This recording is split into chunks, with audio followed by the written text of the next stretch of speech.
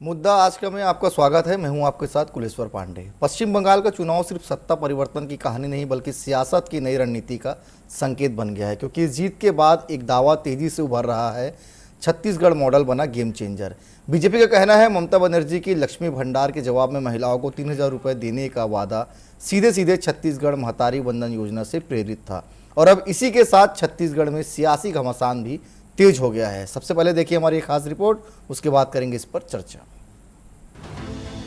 बंगाल की जीत के बाद छत्तीसगढ़ मॉडल की चर्चा तेज है। दावा सिर्फ योजनाओं का नहीं बल्कि रणनीति और मैनेजमेंट का भी है। विजय शर्मा, अमित शाह की स्पेशल ड्यूटी पर, पवन साय महीनों तक संगठन को मजबूत करते हुए, सौरभ सिंह शहरी सीटों की कमान संभालते हुए, यानी रणनीति, जमीन और मैनेजमेंट हर स्तर पर छत्तीसगढ़ की छाप बताई जा रही है। लेकिन इस दावे के साथ ही सियासत भी गर्मा गई है। असम चुनाव में कांग्रेस की हार के बाद पूर्व मुख्यमंत्री भूपेश बघेल बीजेपी के निशाने पर हैं। बीजेपी का तंज जहां जहां राहुल गांधी और भूपेश बघेल जाते हैं वहां कांग्रेस हारती है। सोशल मीडिया से लेकर बयानों तक हमले तेज हैं। जिनको उनके राज्य की जनता ने अपदस्थ किया हो, दूसरे राज्य के लोग क्यों सुनेंगे उनकी बात। और उनके नेतृत्व में कांग्रेस को लगातार हार मिली है छत्तीसगढ़ में, विधानसभा चुनाव में, लोकसभा चुनाव में, रायपुर दक्षिण के उपचुनाव में, नगरीय निकाय के चुनाव में, पंचायत के चुनाव में, ये लगातार यहाँ हारे हैं। तो लगातार जो यहाँ हार रहे हैं और इनके नेता हैं, जो नेता प्रतिपक्ष हैं, 99 चुनाव उनके नेतृत्व में हार चुकी है कांग्रेस पार्टी। 99 चुनाव, तो ये कांग्रेस नेताओं का स्ट्राइक रेट है। दरअसल भूपेश बघेल असम चुनाव में सीनियर ऑब्जर्वर थे। इससे पहले भी कई राज्यों की जिम्मेदारी संभाल चुके हैं, लेकिन बड़ी चुनावी सफलता नहीं मिलने को लेकर बीजेपी लगातार सवाल उठा रही है। बीजेपी विधायक पुरंदर मिश्रा का बयान, देश जल्द कांग्रेस मुक्त होगा। देखिए, भूपेश जी जहां जाएंगे वहां हार मिलेगी। बिहार गए थे, बड़े प्रवक्ता होकर के, बड़े नेता होकर, क्या मिला? जाओ वापस छत्तीसगढ़। बंगाल गए, असम गए, जाओ वापस छत्तीसगढ़।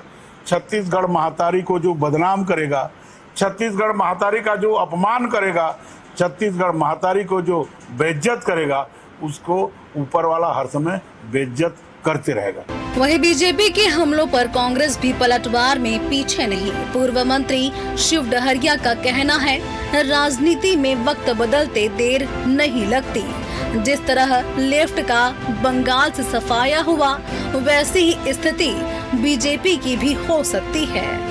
एक समय ऐसा था पश्चिम बंगाल में, लेफ्ट पार्टियों का पूरा दबदबा। ज्योति बसु जी कितने साल मुख्यमंत्री हैं? पूरे देश में सबसे ज़्यादा मुख्यमंत्री रहने का रिकॉर्ड उनका है। लेकिन आज उनकी क्या स्थिति है? लेफ्ट का पूरा देश में सफाया हो गया। पश्चिम बंगाल में 1-2 सीटों में वो सिमट के रह गई, जो लगातार 25 साल सरकार रही है। तो भारतीय जनता पार्टी के आने वाले चुनाव में ऐसी स्थिति होगी कि 1-2 सीटों के लिए वो तरसेंगे। अभी आने वाला समय उनके लिए अच्छा नहीं रहेगा। बंगाल की जीत, छत्तीसगढ़ मॉडल का दावा और असम की हार पर सियासी तंज, तीनों मिलकर अब छत्तीसगढ़ की राजनीति का तापमान बढ़ा रहे हैं। सवाल कई हैं। क्या वेलफेयर मॉडल की जीत ही असली वजह बना? क्या छत्तीसगढ़ बीजेपी की रणनीति प्रयोगशाला बन चुका है, या फिर जीत के बाद क्रेडिट लेने की होड़ मची है? अब देखना होगा ये सियासी जंग यही थमती है या आने वाले चुनावों में और भी तेज होती है। Bureau report, TV 24 news, Raipur.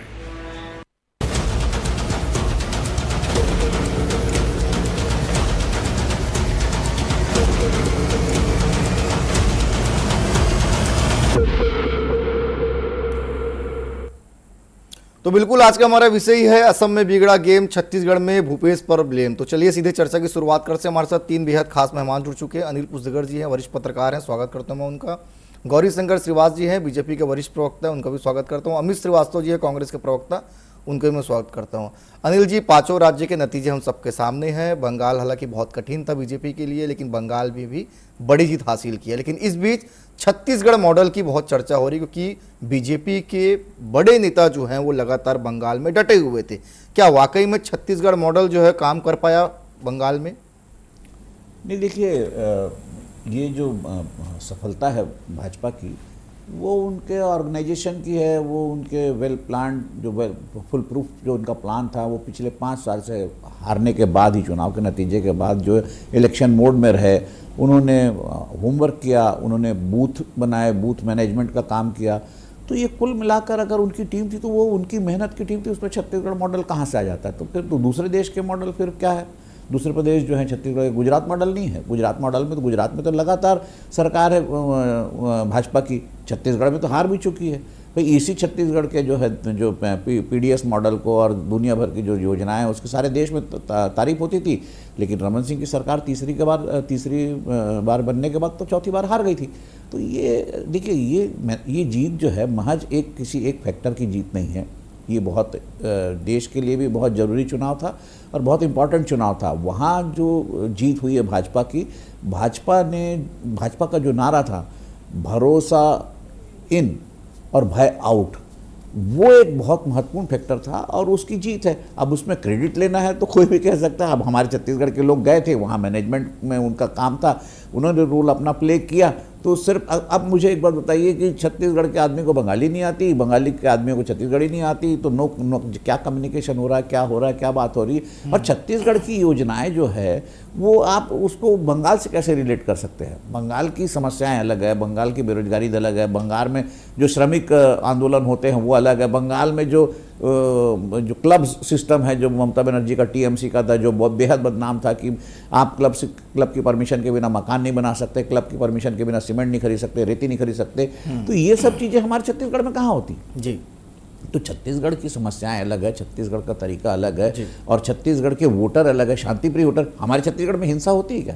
Bengal में बिना हिंसा के चुनाव नहीं होता है। हिंसा और बंगाल के चुनाव का तो चोली दामन का साथ है। सैकड़ों लोग मर जाते हैं, सैकड़ों मकान जला दिए जाते हैं, लूट लिए जाते हैं, और भय का जो वातावरण था, उस भय को जो तोड़ा है नरेंद्र मोदी और अमित शाह की जोड़ी ने, वो जीत का फैक्टर है। आप छत्तीसगढ़ मॉडल को क्रेडिट देंगे तो फिर नरेंद्र मोदी और अमित शाह को तो जाना ही नहीं चाहिए। फिर वो गए, उन्होंने मेहनत की, वहां हर कार्यकर्ता ने मेहनत की। और ये बीजेपी की जीत छोटी जीत नहीं है, ये बहुत बड़ी जीत है, क्योंकि ऐसा मान लिया जा गया था कि ममता का जो है वो किला कोई ढहा नहीं सकता, तो ढहा है तो बीजेपी को उसमें लाख लाख बधाई, लेकिन उसमें क्रेडिट लेने वाली बात नहीं होनी चाहिए। क्या गौरी जी, आप लोग वाकई में क्रेडिट ले रहे हैं? क्योंकि छत्तीसगढ़ मॉडल की चर्चा खूब हो गई है। जिस तरह से पवन साय जी वहाँ 8 महीने पहले जुटे हुए थे और 56 सीटों को उनको जिम्मेदारी दी गई थी, इसमें 46 सीट में भारतीय जनता पार्टी अच्छे से जीत हासिल की है। कांग्रेस भी यही सवाल उठा रही है कि छत्तीसगढ़ मॉडल नहीं, ये जबरदस्ती का क्रेडिट लेने की पॉलिटिक्स कर रहे हैं। देखिए, कांग्रेस पार्टी को इस विषय में कुछ भी कहने से बचना चाहिए, क्योंकि जो दुर्गति हुई है बंगाल में वो किसी छिपा नहीं है। और असम में तो ये हाल है जिस विषय में आज हम डिबेट कर रहे हैं, ये छत्तीसगढ़ मॉडल में डिबेट नहीं कर रहे हैं। आज के डिबेट का मुख्य शीर्षक है भूपेश बघेल जी और असम चुनाव। जितने बार जहां जहां वो जा रहे हैं वहां कांग्रेस पार्टी का जो खेल बिगाड़ रहे हैं, पूरी तरह उनकी पार्टी की पराजय हो रही है, ये विषय है। छत्तीसगढ़ मॉडल क्या है, छत्तीसगढ़ मॉडल किस प्रकार से इम्प्लीमेंटेशन हुआ है, क्या उससे प्रेरणा मिली है, ये भविष्य के गर्व की बात है। लेकिन निश्चित तौर पर जो महतारी वंदन फैक्टर है वो वहां भी सर चढ़कर बोला है। हमारे जितने भी कार्यकर्ता गए, लगभग 150 से ज्यादा कार्यकर्ता गए, उन्होंने इसी बात का प्रचार किया और लोगों को, वहां की माताओं को विश्वास दिलाया कि भारतीय जनता पार्टी की जब जब सरकार बनती है तो जो भी हमने वादे किए छत्तीसगढ़ में उसको 100% क्रियान्वयन करने का हमने काम किया है। आज भी प्रदेश में आप देखेंगे वंचित वर्ग के लोगों को प्रधानमंत्री आवास से लेकर पीएससी के सीबीआई जांच से लेकर तमाम प्रकार की जो बातें हमने कही है, महतारी वंदन का पैसा से लेकर सब कुछ हम लगातार यहाँ के लोगों को सौगात दे रहे हैं। तो ये जो मॉडल है ये लोगों के लिए प्रेरणा बना है। वहाँ की जनता को विश्वास दिलाने में हमारे नेता कामयाब हुए। हम ये नहीं कह रहे कि छत्तीसगढ़ मॉडल के नाम से वहाँ चुनाव लड़े, लेकिन यहाँ के मॉडल को दिखाकर वहाँ के लोगों को प्रभावित करने में हम सफल रहे। जहां पर कांग्रेस पार्टी के 250 से ज्यादा लोगों का जमानत जब्त हो गया, ऐसे में किस मुंह से बात कर रहे हैं कांग्रेस पार्टी के नेता, उनको परहेज करना चाहिए। आज का समय, आज का दिन उनके लिए कुछ भी नहीं है। हर जगह आप देखेंगे, बंगाल, असम में लगातार इनके नेता भी जा रहे थे, विकास उपाध्याय जी पिछले 5 साल से वहां पर सह प्रभारी के तौर पर भूमिका निभा रहे हैं। भूपेश बघेल जी पिछले चुनाव में थे, फिर क्या परिणाम आ गया देख लीजिए आप। खुद के वहां के सबसे बड़े नेता जो मुख्यमंत्री के दावेदार हैं गौरव गोगोई जी, वो अपना सीट नहीं बचा पा रहे हैं। ऐसे में क्या अपेक्षा करेंगे हम? अमित श्रीवास्तव जी को केरल की जीत की मैं बधाई दूंगा, लेकिन असम और बंगाल में जो उनकी पार्टी की दुर्गति हुई है वो बहुत ही भयावह स्थिति को प्रदर्शित करता है। हमारे कार्यकर्ताओं के पराक्रम को, हमारे कार्यकर्ताओं के निष्ठा को, और जिस प्रकार से यहाँ पर अमित शाह जी और मोदी जी की जो रणनीति है, नितिन नवीन जी का जो रणनीति है, उसको लेकर कहीं ना कहीं हमको प्रेरणा मिली है और हम आज कहीं ना कहीं विजयश्री यहाँ पर प्राप्त। अमित जी, बार बार अनेकों राज्यों की जिम्मेदारी जो है भूपेश जी को मिलती हुई नजर आई है, लेकिन जो रिजल्ट आना चाहिए वो हमेशा कमजोर क्यों रहे?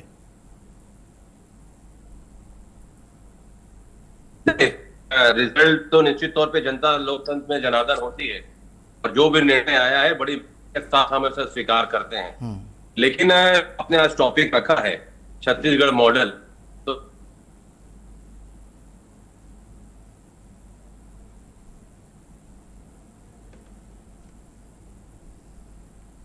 चलिए अमित जी संपर्क नहीं हो पा रहे हैं, फिर से लौटूंगा मैं, अनिल जी के पास जाऊंगा। अनिल जी, भूपेश जी को कई राज्यों की जिम्मेदारी बार बार मिली, 2021 में भी शायद भूपेश बघेल जी असम की जिम्मेदारी मिली थी, उसके बाद अभी मिली है।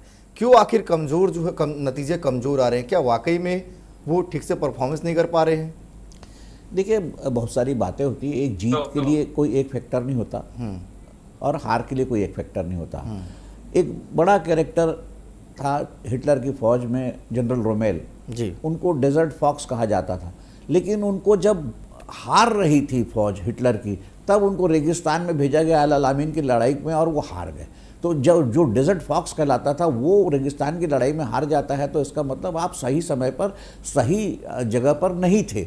यही हाल भूपेश बघेल का। भूपेश बघेल अब क्या कर सकते हैं जब उनके राष्ट्रीय नेतृत्व कुछ कर नहीं पा रहा है और पार्टी लगातार हार रही है, तो भूपेश बघेल अकेले जाके क्या कर सकते हैं? जो पार्टी चढ़ रही है। देखिए, इसमें एक बात तो बीजेपी की आपको तारीफ करना पड़ेगा कि उनका जो माइक्रो मैनेजमेंट है, उनका जो टीम वर्क है, उनका जो होम वर्क है, उनकी जो प्लानिंग है, वो 5 साल से चालू हो जाती है। वो एक चुनाव खत्म नहीं होता तो दूसरे चुनाव के लिए वो तैयार हो जाते हैं। तो ये जो स्थिति है वो कांग्रेस में नहीं दिखती। वो कांग्रेस इलेक्शन ईयर में इलेक्शन में आती है, तो इलेक्शन ईयर में इलेक्शन मोड में आने से आप क्या कर सकते हो? दूसरी बात जो है, सबसे महत्वपूर्ण बात है कि अगर भूपेश बघेल असम में गए और चुनाव हार गए, तो असम की जो हार का अगर जो ठीकरा अगर भूपेश बघेल के सर पे है, तो क्या भाजपा दूसरे प्रदेशों में चुनाव नहीं हारी?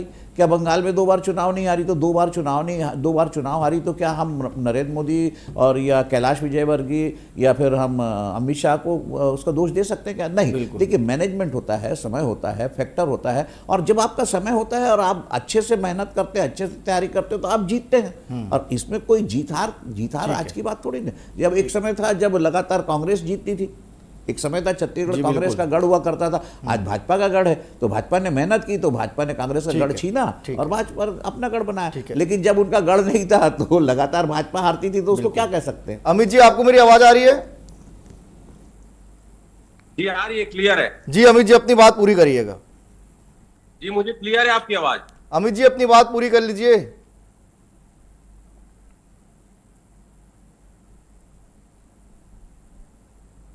चलिए, अमित जी से संपर्क नहीं हो पा रहा है, हम फिर से जुड़ने का प्रयास करेंगे। गौरी जी, क्या हर हार का ठिकाना सिर्फ भूपेश बघेल पर फोड़ना सही है? देखिए, सम्मानित पत्रकार अनिल भैया ने कहा कि हम बंगाल चुनाव हारे। निश्चित तौर पे हारे, 2 बार हारे, लेकिन हारने के बाद कभी भी हम घर में बैठे नहीं रहे। 3 सीट आई तो भी लगातार लड़े, पिछले बार भी लड़े, 77 सीट आया। इस प्रकार से खाली रस्म अदायगी करने के लिए और हवा महल खड़ा करने का काम नहीं किया। आज परिणाम आपके सामने है।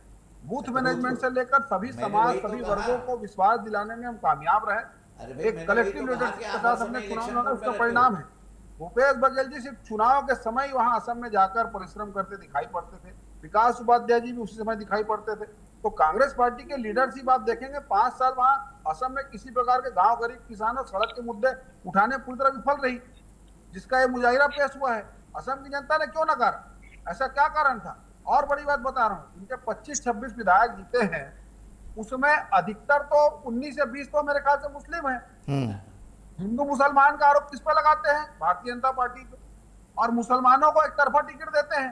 तो 25-26 विधायक जीते, अमित जी से पूछ लीजिए, लिस्ट सार्वजनिक कर दूंगा मैं। 19 लोग उसमें मुसलमान हैं, और उसके बाद आरोप किस पर लगता है? भारतीय जनता पार्टी पे। तुष्टीकरण की राजनीति करने वालों पर, जिहादी सोच रखने वालों को देश की जनता ने नकारा है। ठीक है। सनातन को किस प्रकार से बदनाम करना, सनातन को गाली देना, सनातन की तुलना गंभीर बीमारियों से करने वालों को और ऐसे लोगों को साथ देने वालों को आज देश ने नकारा है। इस बात को समझना होगा कांग्रेस पार्टी। चलिए ठीक है, अमित जी भी जुड़ गए, अमित जी से ले लेते हैं जवाब। अमित जी अपनी बात पूरी करिएगा, आपसे संपर्क नहीं हो पा रहा था। जी देखिए, आप अभी छत्तीसगढ़ मॉडल की बात कर रहे थे, तो यहाँ के नेताओं ने जाके वहां पर क्या मॉडल बताया? यही कि 7 करोड़ का धान चूहा खा जाता है, कि यही मॉडल बताया गया कि कैसे वहां पर ट्रेन करना है विधायकों को, वहां के नेताओं को, कि ये मॉडल बताया गया कि कैसे इस प्रदेश में नए बस स्टैंड में अधेड़ महिला के साथ रेप हो जाता है और शासन प्रशासन चुप रहता है। क्या ये मॉडल बताया गया? क्या ये मॉडल बताया गया कि किस प्रकार की अपराध की घटना राजधानी में घटती है, कि बिजनेसमैन के यहाँ बाहर से लोग आके गोली चला देते हैं? कौन सा मॉडल आप बताए गौरी जी, बताइए। या वो मॉडल आपने बताया कि कैसे विपक्षियों को फंसाया जाता है, या वो मॉडल आपने बताया कि कैसे पूरे विश्व में एक साथ कलेक्टर और एसपी ऑफिस में आग लगा दी जाती है आपकी नाकामियों के कारण? वो आपने मॉडल बताया। ऐसे अनगिनत मॉडल है विक्की जी, पांडे जी। अगर मैं उसमें बात करना चाहूं तो समय कम पड़ जाएगा, लेकिन ठीक है, गौरी शंकर जी जीते हैं, मैं उन्हें शुभकामना देना चाहता हूं। अब कैसे जीते हैं मैं उस पर नहीं कहना चाहता। आदरणीय मेरे बड़े भाई बैठे हैं अनिल भैया, वो सारी चीजों को बेहतर समझते हैं कि कैसे 91 लाख वोट को किनारे कर दिया गया, 30 लाख वोट को फ्रीज कर दिया गया और प्लेइंग लेवल फील्ड नहीं दी गई। लेकिन ठीक है, आज गौरी शंकर जीते हैं, मैं उनका स्वाद खराब नहीं करना चाहता, उन्हें शुभकामना देना चाहता हूं। लेकिन निश्चित तौर पे हमें खुशी है कि हमारा, अगर आप देखेंगे केरल में हम वापस आए, केरल में हमने सरकार बनाई 10 सालों बाद, उसी प्रकार से तमिलनाडु में हम सरकार बनाने जा रहे हैं। बंगाल में अगर आप देखेंगे हमारा, आसाम में भी हमारे 26 से 29 विधायक हुए। तो कहीं ना कहीं आप देखिए कि कांग्रेस की तरफ लोगों का विश्वास फिर से आ रहा है। और रही बात अभी शासन प्रशासन सुशासन की, तो इनको बात करने का हक नहीं है, मैंने जैसा कहा ना। और अभी ये सनातन की बात कर रहे थे, मैंने कहा ना कि अब विकास पे बात करिए, जिसपे आप बहुत घबराते हैं, विकास से आप लोग को बड़ा डर लगता है। और रही बात अभी आप जिस प्रकार से आप कह रहे थे सनातन, तो धर्म की ठेकेदारी बंद करिए और लोगों की भावनाओं से खेलना बंद करिए, क्योंकि लोग अब समझ चुके हैं, उनको रोजगार चाहिए। और हाँ पांडे जी, एक मॉडल तो मैं भूल ही गया था कि वहां के नेताओं ने ये बताया कि नहीं कि हमने शिक्षा पे ऐप नहीं बनाया, मनपसंद ऐप, हमने स्वास्थ्य पे ऐप नहीं बनाया, हमने शराब बिक्री पर ऐप बनाया, आप भी बनाइएगा। ये तो सिखाने नहीं गए थे, उन्होंने इसके लिए ऐप नहीं बनाया कि कहाँ अच्छे स्कूल है, बच्चों को एडमिशन मिल जाएगा, कहाँ किताब है, कहाँ अच्छे प्रोफेसर हैं, बच्चे पेरेंट्स वहां एडमिशन ले ले। ये इसके लिए ऐप नहीं बना। इन्होंने इसके लिए ऐप नहीं बनाया कि कहाँ कोई तबियत खराब है तो बेड है, दवाई है, डॉक्टर्स अच्छे हैं, मशीनें अच्छी हैं सरकार की, उसके लिए ऐप नहीं बनाया। लेकिन अमित जी, तो कहते हैं ना अमित जी सवाल ये भी है कि भूपेश जी को लगातार असम की जिम्मेदारी मिलती रही है, परफॉर्मेंस आखिर कमजोर क्यों हो रहा है बार बार? पांडे जी मैं कंप्लीट कर लूं प्लीज, फिर आप प्रश्न पूछ लीजिएगा जी। मेरा गौरी शंकर जी से एक ही चीज कहना है कि गौरी शंकर जी, जब भी आईना उठाया करो, पहले खुद देखा करो, फिर विपक्षियों को दिखाया करो। पांडे जी आप प्रश्न कर लीजिए। आप जी, भूपेश जी को बार बार जो जिम्मेदारी दी जा रही है अन्य राज्यों का, कमजोर परफॉर्मेंस आखिर क्यों साबित हो रहा है? देखिए, ये वही भूपेश बघेल जी हैं और बाबा साहब हैं, जिनके जय वीरू की जोड़ी ने 15 साल की सरकार को उखाड़ फेंका था, और ऐसा उखाड़ के फेंका था कि 15 साल में 14 सीटों में ला दिए थे। और रही बात, तो आप बताइए, पिछले बार भी तो अमित शाह जी वहां पर गए थे, 77 सीट आई थी, सरकार नहीं बन पाई थी, और प्रधानमंत्री जी भी गए थे, और यही नेता छत्तीसगढ़, राजस्थान और मध्य प्रदेश भी गए थे। तो जीत हार तो लोकतंत्र में लगे रहती है ना पांडे जी, कभी ये जीतते कभी हम हारते। लेकिन मैं फिर कहता हूं, गौरी शंकर जी मेरे अनुज है, लेकिन मैं फिर कहता हूं कि हमारा पानी उतर दे, किनारे पे घर मत बसा लेना, हम कांग्रेसी समुंदर है, फिर लौट के आएंगे। घबराने वाले नहीं है हम लोग, लड़ने वाले लोग हैं और लड़ते रहेंगे सरकार के कुशासन के खिलाफ। ठीक है गौरी जी, कांग्रेस समुंदर है फिर लौट कर आएगी, बता दीजिए। ये वो समुंदर है जो पूरी तरह सूख चुका है, और शेरो शायरी करने से अगर चुनाव जीता जाता तो मुझे ऐसा लगता है कि अमित श्रीवास्तव जी कांग्रेस पार्टी के राष्ट्रीय अध्यक्ष होते हैं। पर मेरे भाई, ये चुनाव जो होता है ये जमीन पर लड़ा जाता है, सड़क पे लड़ा जाता है, लोगों के दिलों में जगह बनाई जाती है। छत्तीसगढ़ मॉडल का बहुत अच्छा उदाहरण दे रहे थे अमित श्रीवास्तव जी। भूपेश बघेल जी असम में कौन सा मॉडल दिखा क्या है? सौम्या चौरसिया वाला कि रानू साहू वाला कि अकबर वाला कि ढेबर वाला कि गोबर वाला? क्या मॉडल दिखा दिया जो वहां की जनता ने आपको नकार दिया? वहां के बड़े ऑब्जर्वर, बड़े प्रभारी बनकर गए थे, जनता को क्यों विश्वास नहीं दिला पाए? अमित जी, मेरा साफ कहना है, हमारे ऊपर तोहमत लगा रहे हैं कि बंगाल में हम जहां जहां हारे वहां बड़ी तीव्रता के साथ और विराट होकर प्रचंड मतों के साथ वापस आए। आप जहां जहां हारे, बंगाल में 40 साल से आपका अस्तित्व नहीं है, उत्तर प्रदेश में 40 साल से आपका अस्तित्व नहीं है, केरल में देख लीजिए 10 साल बहुत बड़ी मुश्किल से आए हैं हम, तमिलनाडु में आप देख लीजिए फाके मस्त है आपकी पार्टी का। जहां जहां आप सत्ता से जाते हैं वहां पर वापसी कर रहा है, क्यों आपका कठिन हो जाता है, संकटमय हो जाता है। और भारतीय जनता पार्टी अगर सत्ता से जाती भी है, जैसे 15 सीट में हम यहाँ पर आए थे, लेकिन आप देख लीजिए पिछले 5 साल फर्क यही है, पिछले 5 साल सड़क की लड़ाई, गरीब की, किसानों की लड़ाई, युवाओं की लड़ाई हम लड़कर वापस यहाँ पर सत्ता में आए हैं। जो यही गुण आप में नहीं दिखाई पड़ता, ये बहुत बड़ा अंतर है। पार्टी में डिफरेंस जो हम बोलते हैं, यही सबसे बड़ी बात है। पांडे जी, मैं जवाब देना चाहूंगा। अमित जी जवाब दे दीजिए जल्दी से। लड़ते हैं, देखिए पांडे जी, जिस प्रकार से गौरी शंकर जी मुझे लगता है इस चुनाव परिणाम से बड़े उत्साहित हैं। अभी वो मुझे कह रहे थे कि शेरो शायरी से चुनाव नहीं जीतते, तो गौरी शंकर जी की तकरीर से मुझे लगता है उन्होंने बहुत चुनाव लड़ा और बहुत चुनाव जीत के बैठे हैं। मुझे, मैं व्यक्तिगत नहीं जाना चाहता, लेकिन मेरे अनुज है इसलिए, लेकिन मैं फिर कह दूं, मैं एक मिनट, गौरी शंकर जी मेरी टर्न है, शायद आप थोड़ा धैर्य पूर्वक सुनिए। हर समय बोलना जरूरी नहीं होता, कभी सुनना भी चाहिए। मैं एक ही चीज कहना चाहता हूं पांडे जी, अभी ये कह रहे थे कि कौन सा मॉडल भूपेश बघेल जी ने दिखाया।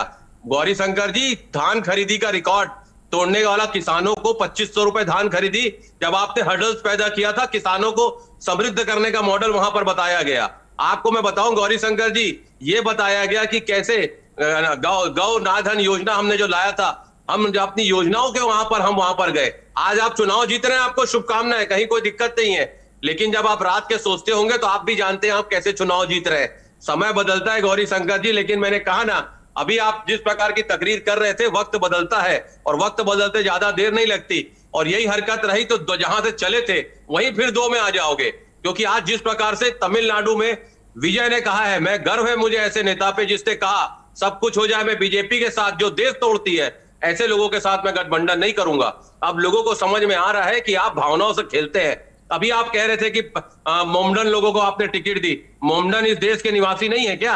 आप बताइए। कल आपका प्रवक्ता कह रहा था कि पाकिस्तान हमारा दुश्मन है, तो क्यों प्रधानमंत्री बिना बुलाए बिरयानी खा के आ जाते हैं? क्यों अडवाणी जी जाके वहां पर जिन्ना की मजार में चादर चढ़ाते हैं? क्यों आप ISI को इंडिया में छानबीन करने के लिए बुलाते हो? तो कहीं ना कहीं ये दोहरापन आपका लोगों के बीच में आ रहा है। और रही बात तो मॉडल की, तो मैं आपको बता दूं कि गौरी शंकर जी, मॉडल बनना अच्छा है, आप लोग जो मॉडल बन रहे हैं ना, मॉडल समझ लीजिए, मॉडल और मॉडल दोनों में फर्क है। आप मॉडल नहीं है, आप मॉडल बन रहे हैं। अब लोगों को हंसी आ रही है आपकी योजनाओं पे। आप जिस प्रकार से महंगाई बढ़ रही है, लोग डिग्री लेके घूम रहे हैं। ठीक है अमित जी, मैं आपकी इन बातों का जवाब मैं ले लूंगा। गौरी जी से छोटा सवाल जो मैं अनिल जी से ले लेता हूं। अनिल जी, जिस तरह से भूपेश बघेल को फ्रंट में लाया जा रहा है, बार बार उनको ये बताने का प्रयास किया जा रहा है कि भूपेश बघेल के कारण जो है करारी हार जो है कांग्रेस पार्टी को मिल रही है और एक बड़ा नुकसान हो रहा है, क्या माना जाए 2028 के लिए नैरेटिव सेट किया जा रहा है एक तरह से छत्तीसगढ़ में?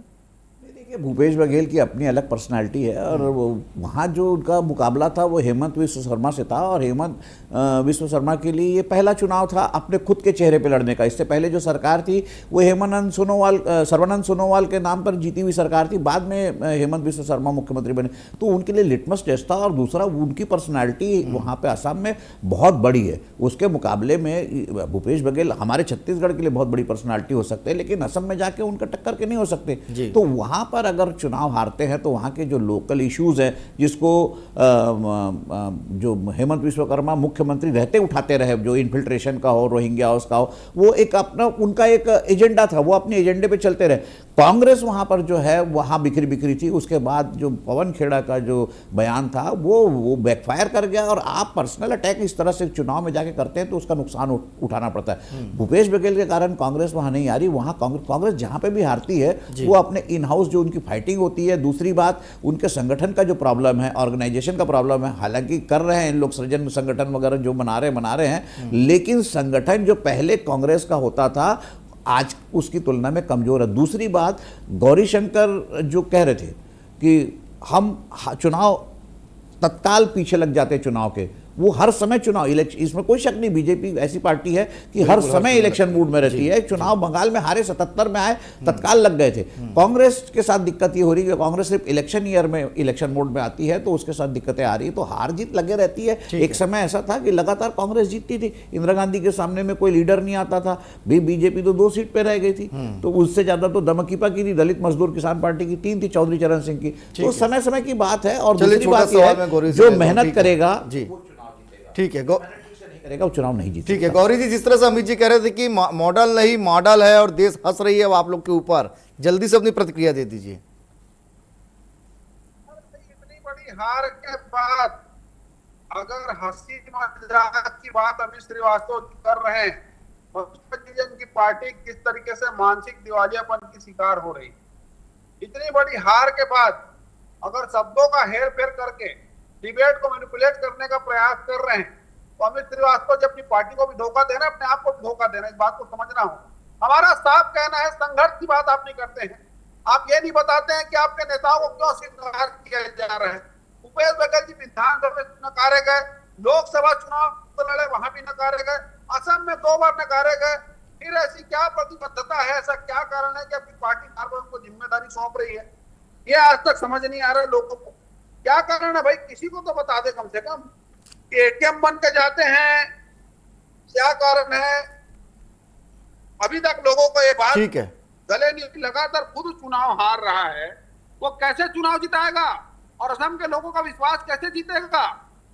जहां पर उनकी पार्टी की स्थिति, यार मुसलमानों की बात जो मैंने कही है वो इसलिए कही है कि लगातार जो बात हम अपने आरोप लगाते थे हिंदू मुसलमान होने का, आप मुसलमान करने लगे हैं, एक मुल्ला पार्टी बनकर रह गए हैं। इस बात को मैं रेखांकित कर रहा था। चलिए ठीक है, ठीक है, समय का मैं छोटी सी प्रतिक्रिया मैं अमित जी से भी ले लेता हूं। अमित जी जल्दी से अपना जवाब दे दीजिए। देखिए, गलत नैरेटिव सेट मत करिए, जनता सब जानती है। और मैं ये उसी प्रकार की बात हो गई कि आपको बीजेपी की चिंता करना चाहिए। सांसद महोदय कई बार लेटर लिख चुके हैं, कई नेता आपसे असंतुष्ट है। दूसरी बात कि ये वही बात हो गई पांडे जी कि जिन्हें जो खुद अपने घर मकान का नक्शा पास नहीं करा रहे, वो हमें कह रहे हैं कि हम आपका मकान बनवा देते हैं। मुझे लगता है कि ज्यादा बेहतर है कि गौरी शंकर जी को आत्मचिंतन, भाजपा में क्या चल रहा है वो देखें, ज्यादा बेहतर है कि कांग्रेस में, क्योंकि कहते हैं ना, जब हम एक उंगली किसी की तरफ उठाते हैं तो 3 उंगली उसके तरफ रहती है। तो यही स्थिति गौरी शंकर जी की और भाजपाइयों की है। चलिए ठीक है, समय भी ज्यादा नहीं दे रहे, इसलिए इस शुभकामनाएं। विषय को यहीं पे समाप्त करना पड़ेगा। आप तीनों मेहमान हमारे साथ जुड़े, आप तीनों का बहुत धन्यवाद हो। जिस तरह से 5 राज्य के नतीजे आए हैं, बंगाल, असम और अन्य राज्यों के, निश्चित तौर पर इसको लेकर अब छत्तीसगढ़ में भी सियासी बयानबाजी तेज हो गई है। असम का हार का ठिकाना भूपेश बघेल पर फोड़ा जा रहा है और बीजेपी के नेता ये बताने का प्रयास करेंगे भूपेश बघेल जहां जहां जाते हैं वहां कांग्रेस पार्टी को हार का सामना करना पड़ता है। तो फिलहाल आज के लिए इतना ही, कल किसी और विषय के साथ होगी मुलाकात। मुझे दीजिए इजाजत, धन्यवाद।